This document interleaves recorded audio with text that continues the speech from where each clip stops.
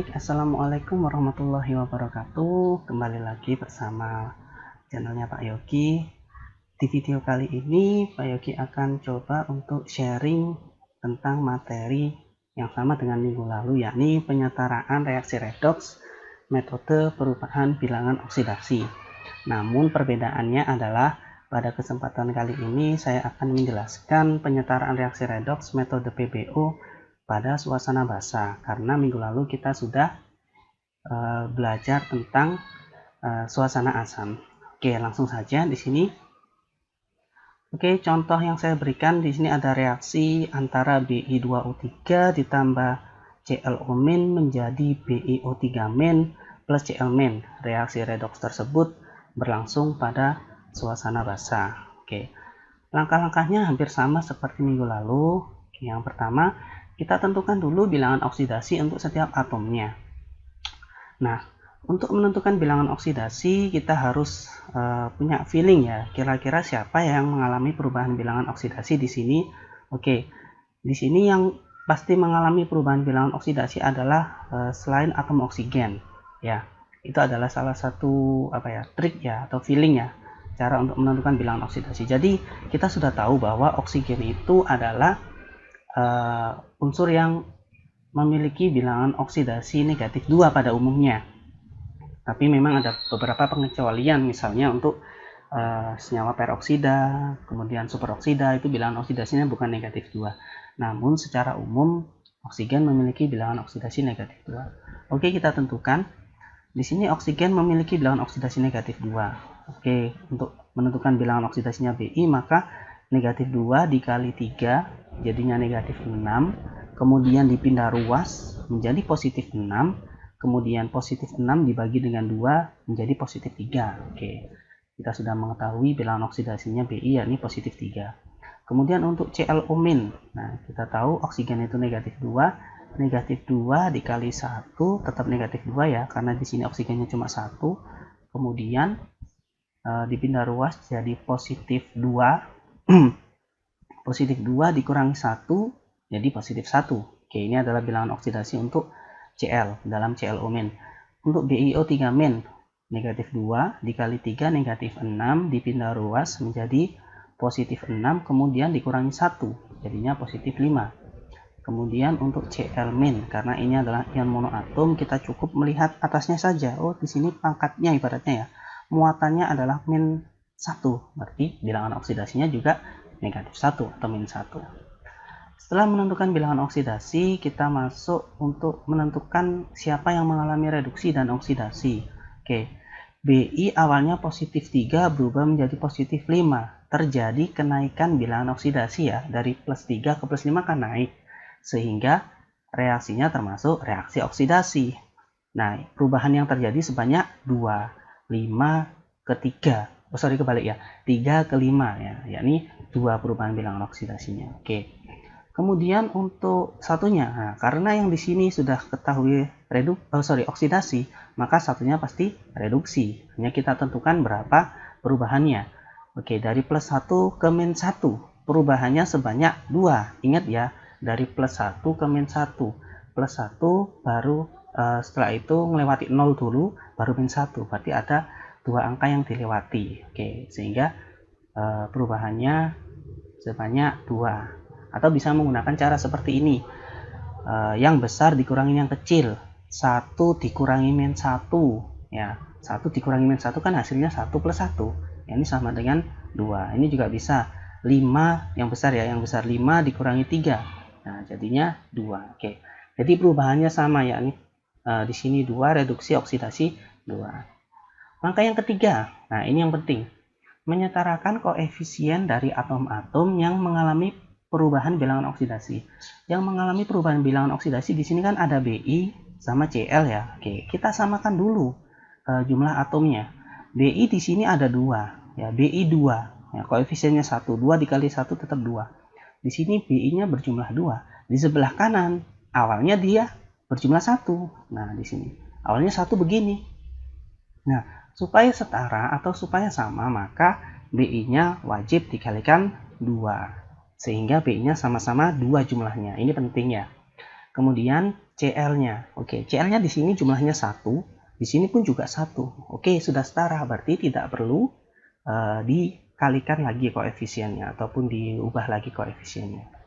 Setelah menyetarakan koefisien dari atom-atom, kemudian yang keempat kita menghitung perubahan bilangan oksidasinya.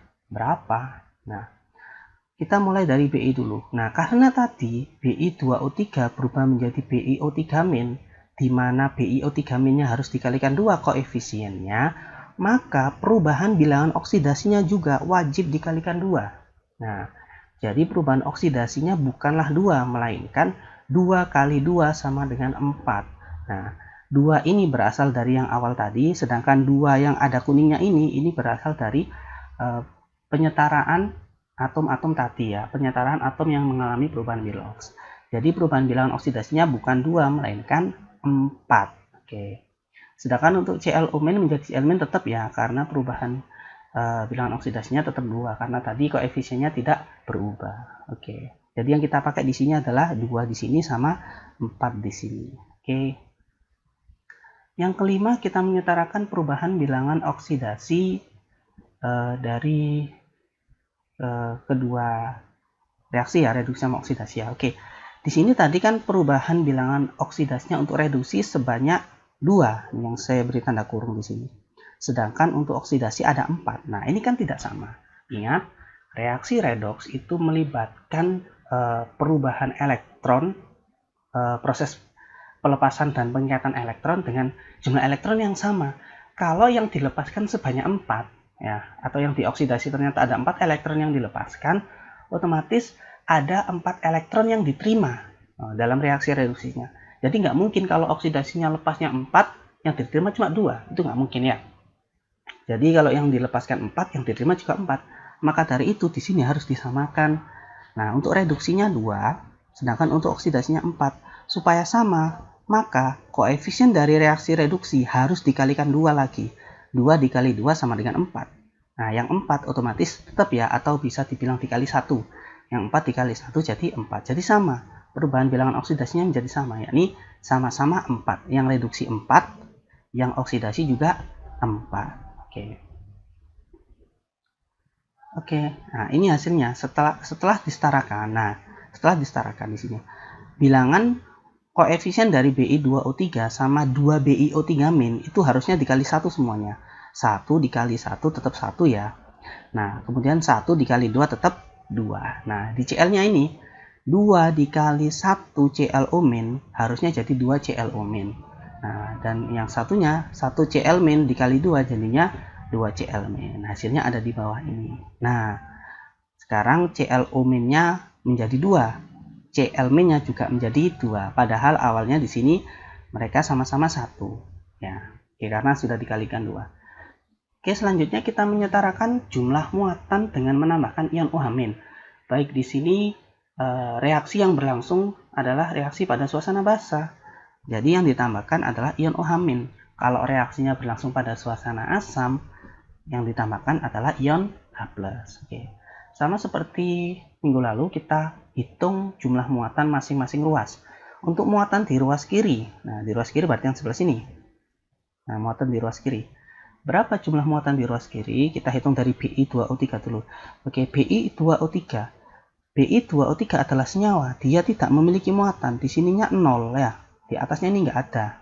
Nggak ada muatannya alias 0. Maka muatan dari Bi2O3 sama dengan 0. Kemudian untuk 2 ClO-. Nah, 2 ClO-. ClO memiliki muatan negatif 1. Dan dia ada 2. Maka negatif 1 dikali 2 sama dengan negatif 2. Nah, untuk jumlah muatannya yang di ruas kiri 0 plus min 2 jadinya min 2. Untuk muatan di ruas kanan, nah kita lihat dari 2 BiO3- sama 2 Cl-. BiO3- memiliki muatan negatif 1 dan dia ada 2, maka negatif 1 dikali 2 sama dengan negatif 2.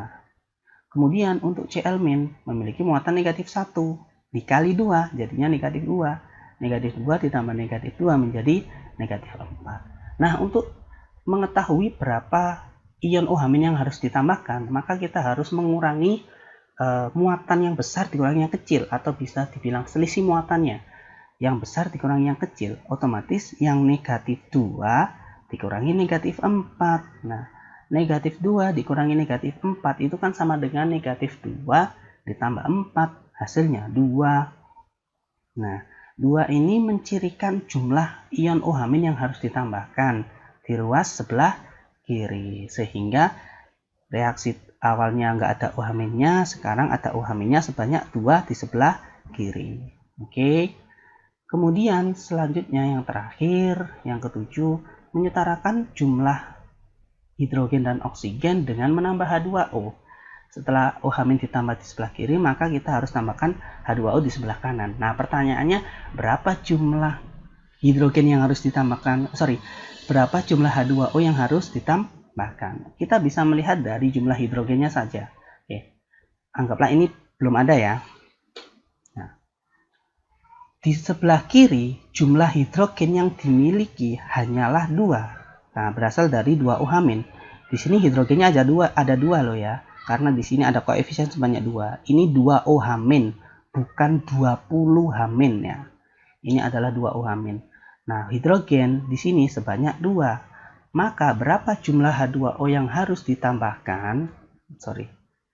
Nah, maka jumlah H2O yang harus ditambahkan ya sebanyak 1 H2O, karena 1 H2O mengandung 2 atom hidrogen. Sehingga kalau kita cek, maka semua atomnya sudah setara. Kita bisa cek ya.